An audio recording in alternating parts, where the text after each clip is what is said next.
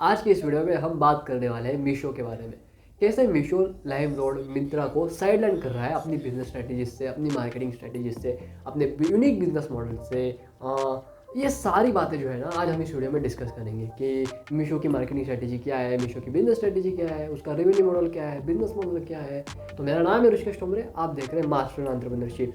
तो सबसे पहले शुरुआत करते हैं मीशो के बिजनेस मॉडल से। देखो, मीशो का जो बिजनेस मॉडल है ना वो 3 बिजनेस मॉडल को इंटीग्रेट करके बनता है। सबसे पहला जो बिजनेस मॉडल आता है वो है भैया ई कॉमर्स का बिजनेस मॉडल। मीशो जो है ना वो हर एक चीज़ को प्रोवाइड करता है जो एक ई कॉमर्स फैसिलिटी प्रोवाइड करती है, जो एक ई कॉमर्स बिजनेस मॉडल के अंदर होता है, सिवाय वेयर हाउसिंग के। मीशो जो है वो वेयर हाउसिंग को बिल्कुल भी मेंटेन नहीं करता है।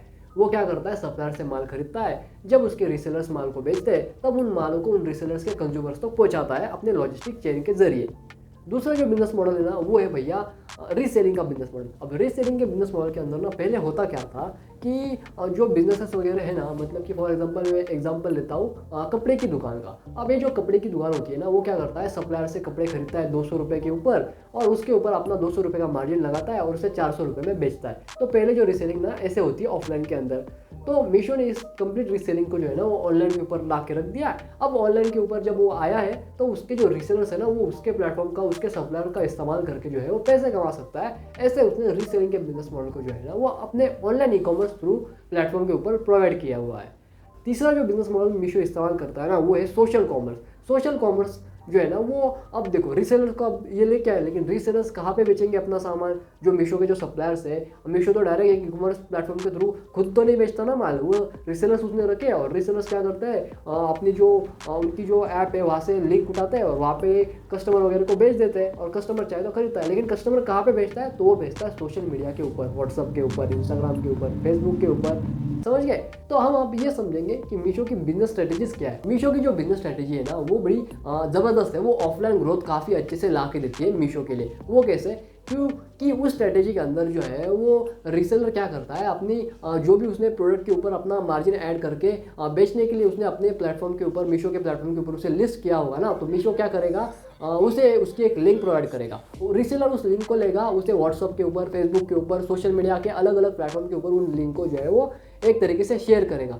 जब वो उन लिंक्स को शेयर करेगा ना तो उसके ऊपर एक इंगेजमेंट आता है। जब इंगेजमेंट आता है तो उससे वहाँ से एक कन्वर्जन आती है, राइट। अब जरा मैं आपको एक आंकड़ा समझाता हूँ, बड़ा सिंपल सा आंकड़ा है। अब मीशो जो है ना उसका एक जो रीसेलर है ना वो जब सोशल मीडिया के ऊपर पोस्ट करता है तब उसके पोस्ट के ऊपर 10 का इंगेजमेंट आता है एवरेजली। उसके पास आज 1,70,00,000 यूजर्स है। 1,70,00,000 में से हम पकड़ते हैं 1,50,00,000 ही, 30 लाख ने मीशो छोड़ दिया। ऐसे अपन काउंट करते हैं। 1,50,00,000 रीसेलर्स है, हर एक के ऊपर 10 की इंगेजमेंट आ रही है, यानी कि मंथली इंगेजमेंट रेशो जो आ रहा है, मंथली इंगेजमेंट वॉल्यूम जो आ रहा है वो 450 करोड़ का आ रहा है, राइट। अब 450 करोड़ का जो ये इंगेजमेंट वॉल्यूम आ रहा है ना, तो यहाँ का जो कन्वर्जन होता है ना वो काफ़ी ज़्यादा कम होता है। क्योंकि जब मीशो अपना खुद का ऐड कैंपेन चलाता है, अपने खुद के जब वो कंज्यूमर को लाने के लिए मिंत्रा जैसे ऐड वगैरह लगवाता है, लाइमरोड जैसे ऐड लगाता है, वो जब ऐसे लगवाता है और तब जाकर जब 400 करोड़ का इंगेजमेंट आता है ना तो उसका 10 से 20% एक तरीके से कन्वर्जन हो जाता है ऑनलाइन कैंपेन्स के जरिए, राइट। 20% मैक्स टू मैक्स होता है, 20% के ऊपर ज़्यादा कन्वर्जन नहीं होता है। 10% मिनिमम कन्वर्जन होता है एक ऑनलाइन एड कैंपेन के ऊपर।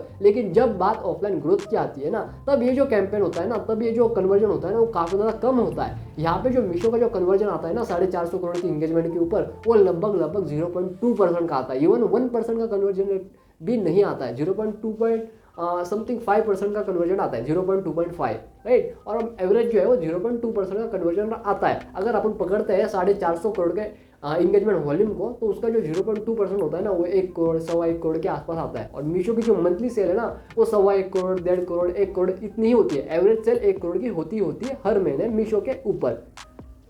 तो मीशो ने इस स्ट्रेटेजी का इस्तेमाल किया अपने यहाँ पे कस्टमर्स को ऑफलाइन लाने के लिए, जो काफ़ी ज़बरदस्त स्ट्रेटेजी है। ऑफलाइन 1 करोड़ मंथली सेल करना कोई आम बात नहीं है, बहुत बड़ी बात होती है। कस्टमर्स कोई भी ऑफलाइन मार्केटिंग स्ट्रेटेजीज का इस्तेमाल करके, कोई भी ऑफलाइन रीसेलर का इस्तेमाल करके जो है वो काफ़ी अच्छे से जो है अपनी सेल्स ला सकता है, जैसे मीशो ने लेके आया। लेकिन वही अगर मैं लाइमरोड और मिंत्रा की बात करूँ तो वो बिल्कुल भी नहीं ला सकते। तो ये थी भैया मीशो की सबसे पहली बिजनेस स्ट्रेटेजी, जो कि थी भैया सोशल कॉमर्स की बिजनेस स्ट्रेटेजी, जो रीसेलर्स को इनेबल करती है। आप जाइए और मीशो के नाम पे सामान बेचिए अपने ट्रस्ट के ऊपर। मीशो की जो दूसरी बिजनेस स्ट्रेटेजी है ना वो है कम्युनिटी बिल्डिंग की स्ट्रेटेजी। मीशो जो है वो 2 कम्युनिटी को इनेबल करता है। सबसे पहले वो इनेबल करता है सप्लायर्स को, उसके बाद में वो इनेबल करता है अपने रीसेलर्स को, सप्लायर और रीसेलर्स को जोड़ के मीशो जो है वो पैसे कमाता है। बढ़िया आसान बात है, राइट। जो तीसरी बिजनेस स्ट्रेटेजी है ना, वो काफ़ी ज़बरदस्त बिजनेस स्ट्रेटेजी, वो है ब्रांड अवेयरनेस की बिजनेस स्ट्रेटेजी, वो है ब्रांड अवेयरनेस की स्ट्रेटेजी। अब ब्रांड अवेयरनेस की स्ट्रेटेजी को मैं सिंपल भाषा में समझाऊं तो बड़ा ही आसान है। ब्रांड क्या करते हैं, मार्केट के अंदर डिस्कशन में रहने के लिए, मार्केट के अंदर चर्चित रहने के लिए ब्रांड जो है ना वो अलग अलग हथकंडे अपनाते हैं, और उन हथकंडे को कहा जाता है ब्रांड अवेयरनेस स्ट्रेटेजी। समझ गए? तो मीशो जो है ना वो ब्रांड अवेयरनेस के स्ट्रेटेजी के रूप में जो है वो वुमेन एम्पावरमेंट का इस्तेमाल करता है। जब मीशो वुमेन एम्पावरमेंट का इस्तेमाल करता है ना, तब उसे एक स्टैंड आउट मिल जाता है पूरे मार्केट के अंदर। तो इसे मैं आगे चल के डिटेल में समझाऊंगा मार्केटिंग स्ट्रेटेजी के सेक्शन के अंदर, क्यों आखिर मीशो जो है वो वुमेन एम्पावरमेंट को as an brand awareness campaign के रूप में लेता है, आखिर ऐसा क्यों, राइट। तो समझते हैं मीशो की मार्केटिंग स्ट्रेटेजी। जो मीशो की मार्केटिंग स्ट्रेटेजी है ना वो काफ़ी ज़बरदस्त है। मीशो के आप एड कैंपेन्स देखिए, उसके अंदर जो है ना वो वुमेन एम्पावरमेंट जो होती है ना वो फुट फुट के भरी हुई होती है, कूट कूट के अंदर वुमेन एम्पावरमेंट उसके अंदर डाला होता है। बहुत से नाम है मेरे। Hello Mrs Krishnan. बहू। अम्मा। मैडम। भाभी।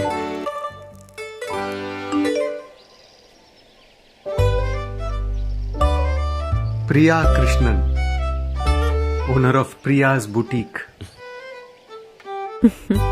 नाम तो बड़े मिले, पर पहली बार मिली है पहचान। मीशो, अब ऑनलाइन बिजनेस शुरू करो बिना इन्वेस्टमेंट के। जस्ट ब्राउज, शेयर और करो अर्न। मीशो, मेरा स्टोर मेरी स्टोरी। ताकि एक तरीके से वुमेन्स को सबकॉन्शियसली अपनी तरफ ट्रिगर करवाया जाए, राइट। आखिर मीशो ऐसा क्यों करता है, उसके पीछे दो रीजंस हैं। तो उनमें से सबसे पहला रीजन ये है कि वुमेन एम्पावरमेंट का इस्तेमाल करके मीशो को एक स्टैंड आउट मिलता है अपने कंपटीशन से अलग बनने के लिए, जैसे कि मिंत्रा और लाइमरोड। तो वुमेन एम्पावरमेंट की वजह से होता ये है कि जो पढ़ी लिखी औरतें वुमेन एम्पावरमेंट के ऊपर बिलीव करती है, लेकिन शॉपिंग जो है वो मिंत्रा से करती है और लाइमरोड से करती है, तो उन्हें सबकॉन्शियसली मीशो की तरफ अट्रैक्ट करने के लिए वुमेन एम्पावरमेंट का इस्तेमाल किया जाता है। हाँ, इनके पास 1.5 करोड़ वुमेन रिसेलर्स है, जो कि एक अच्छी बात है। ये वुमेन एम्पावरमेंट को सच में अपने काम के रूप में भी लेते हैं, लेकिन अगर ये साफ साफ बताए कि ये वुमेन एम्पावरमेंट नहीं कर रहे, या फिर ये औरतों को टारगेट करते हैं और उसके ऊपर ही बिजनेस करते हैं, अगर ये ऐसी ऐड कराते हैं, ऐसे ऐड कैंपेस वगैरह चलाते हैं ना एक नॉर्मल बिजनेस की तरह, तो ये कभी भी सक्सेसफुल नहीं होते। वुमेन एम्पावरमेंट ने इन्हें एक काफ़ी ज़्यादा स्टैंड दिया हुआ है।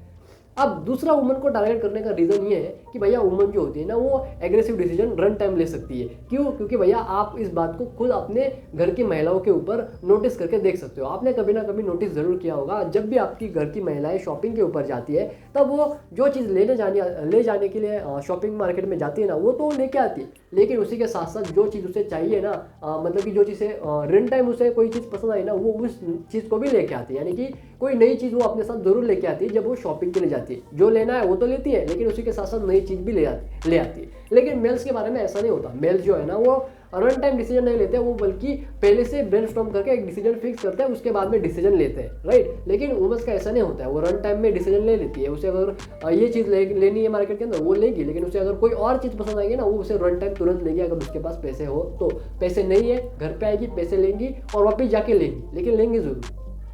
सिंपल, ये दो रीज़न है वुमेन एम्पावरमेंट के जरिए मीशो जो है ना वो इन दो रीजंस के लिए वुमेन एम्पावरमेंट का मीशो जो है वो इस्तेमाल करता है, ताकि उसे एक स्टैंड आउट मिल सके। और आप देखते रहिए धीरे धीरे जो है ना, जैसे ये वुमेन कार्ड जो है एक तरीके से मीशो खुले मैदान में सबके सामने खेलने लगेगा ना, तब ये मिंत्रा लाइमरोड है ना, ये एक तरीके से साइडलाइन हो जाएंगे। इनको बस करना कुछ नहीं, इनको बस एक इमोशनल ऐड देनी है, काम खत्म। इनका काम सच में खत्म हो जाएगा। इनकी सेल में बहुत गंदी जंप आएंगे अगर ये इमोशनल ऐड, सिर्फ एक स्ट्रॉन्ग इमोशनल ऐड लानी है, करना कुछ नहीं है।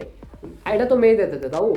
दो वुमेन्स को बिठाओ, एक वुमेन्स को थोड़ी सा गरीब बताओ, उसके पास पैसे नहीं है लेकिन वो रीसेलिंग करके कैसे पैसे अपना घर चलाती है, और दूसरी वुमेन को बताओ चलो अच्छा है तो रीसेलिंग कर रही है ना, तो ठीक है मैं तेरे से सामान खरीद लेती हूँ। अगर वुमन ही वुमन का काम नहीं करेंगे, यानी कि औरत ही औरत के काम में नहीं आएगी, औरत ही औरत का दर्द नहीं समझेगी, तो कौन समझेगा। ये जो है ना, अगर ऐसे कैंपेन करेंगे ना, ऐसे इमोशनली ट्रिगर कैंपेन, ये गंदा हिट हो गए, इतना हिट हो गए, इतना इमोशनली टच हो जाएंगे ना औरतों के लिए, कि जो औरतें लाइमरोड और मिंत्रा से शॉपिंग करती है ना, वो सब की सब मीशो के ऊपर आएगी। क्योंकि वुमन कार्ड है भैया, वुमन कार्ड जो है ना वो देश में हर जगह पे चलता है। वो इंडिया में तो धड़ल्ले से चलता है वुमन कार्ड। तो वुमन कार्ड को अगर ये सही से इस्तेमाल करेंगे, जब से अभी ये वुमन एम्पावरमेंट को एज एन ब्रांड अवेयरनेस के थ्रू सब कॉन्शियसली एक धीरे धीरे ट्रिगर करवाते हैं। अगर ये खुले मैदान में वुमन कार्ड खेलेंगे ना, तो मिंत्रा और लाइमरोड सच में साइडलाइन हो जाएंगे। करना कुछ नहीं है, एक स्ट्रॉन्ग इमोशनल ऐड, काम खत्म। क्योंकि औरतें जो होती है ना वो इमोशनली बहुत ज़्यादा कॉन्शियस होती है, वो इमोशनली बहुत ज़्यादा टच करती है, इमोशनली बहुत ज़्यादा कनेक्ट कर पाती है।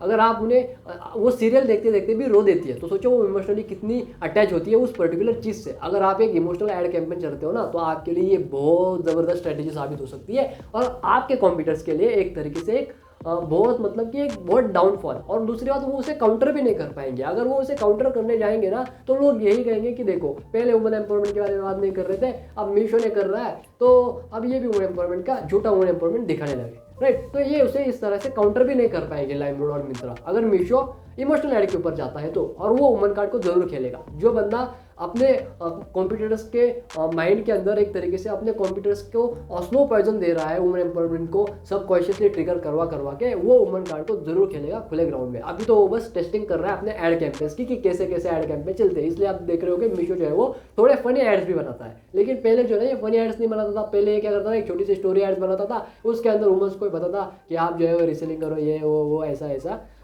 था। धीरे धीरे इसने अपग्रेड किया। अब जो है अपग्रेड करते करते ये जो है ना वो फनी एड के ऊपर आए। 600 मिली है। पटेल चौक और प्रीतम प्लाजा का चक्कर लगाया, फिर सदर बाजार और गदर बाजार का चक्कर लगाया, और पता है क्या, तू चक्कर लगा। मीशो पे तो सही लगा है। मीशो सही लगा है। और धीरे धीरे ये इमोशनल ऐड के ऊपर भी जाएंगे और एक स्ट्रॉन्ग इमोशनल ऐड मिंत्रा और लाइमरोड को कंप्लीटली साइलेंट कर देंगी। अब समझते हैं मीशो का रेवेन्यू मॉडल क्या है। मीशो का रेवेन्यू मॉडल बड़ा जबरदस्त है। मीशो का जो है ना वो 3 रेवेन्यू स्ट्रीम से पैसे कमाता है। सबसे पहले वो पैसे कमाता है रीसेलर के कमीशन के ऊपर। सप्लायर के ऊपर वो कमीशन नहीं लगाता, उसे जो है वो 0% में ही माल बेचता है। दूसरा रेवेन्यू स्ट्रीम है लॉजिस्टिक। कहाँ से पैसे कमाता है, जो आप शिपमेंट वगैरह करते हो ना, वहाँ से पैसे कमाता है। ज़्यादा नहीं कमाता, वहाँ से वो मोस्टली 4 से 5 रुपये कमाता होगा। 40 रुपये अगर शिपमेंट का ले रहा है ना, तो उससे 4 रुपये कमाता होगा। बाकी जो 36 रुपये है ना, वो ट्रांसपोर्टेशन कॉस्ट, ड्राइवर कॉस्ट वगैरह यहीं पे जाती होगी। और तीसरा जो रेवेन्यू स्ट्रीम है ना, वो है भैया इनका खुद का अपना एक ऐड पोर्टल है अपने ही मीशो के प्लेटफॉर्म के अंदर, जहाँ से यूजर जो है ना वो चाहे तो उसकी रीच बढ़ा सकता है मीशो को थोड़े पैसे देके। तो ये 3 प्लेटफॉर्म है, यहाँ से पैसे कमाता है। और मीशो की जो सेल्स है ना वो 2019 में मात्र 80 करोड़ थी, लेकिन आज के डेट में 350 करोड़ है। और इसका एस्टिमेट रेवेन्यू मॉडल जो है ना वो लगभग 1,500 करोड़ के आसपास का होना चाहिए, क्योंकि 1 करोड़ मंथली सेल कर रहा है। एवरेज अगर 200 रुपये की भी शॉपिंग होती है ना, तो साल के 2,000 करोड़ होते हैं। समझ गए, साल के 2,000 करोड़ होते हैं। तो सब कुछ जाके इनके पास जो है वो ईयर ऑन ईयर जो है ना वो 350 करोड़ के आसपास पैसा बचता है, जिसे ये टैक्स नहीं देते। ये उसे R&D बोल के जो है वो कंपनी में रखवा देते हैं, क्योंकि ग्रोइंग कंपनी भैया, सारी कंपनी चित करती है टैक्स बचाने के लिए। तो अगर आपको ये वीडियो पसंद आई तो इसे लाइक कीजिए, चैनल को सब्सक्राइब कीजिए, अपने दोस्तों के साथ शेयर कीजिए। मैं मिलता हूँ आपसे नेक्स्ट वीडियो में, तब तक के लिए जय हिंद, वंदे मातरम।